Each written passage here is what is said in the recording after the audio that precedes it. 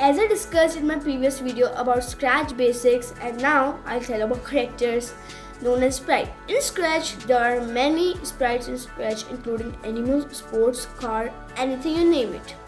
You can create your own sprites, you can upload them, and you can download them as well.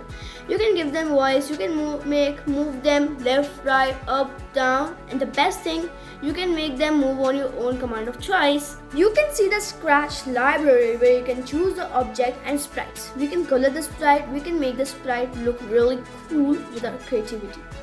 Once you open the Scratch, you will see the most famous sprite, that is cat, which is my favorite. So guys, it was all about sprites. I will be showing you how to draw a character in my next video.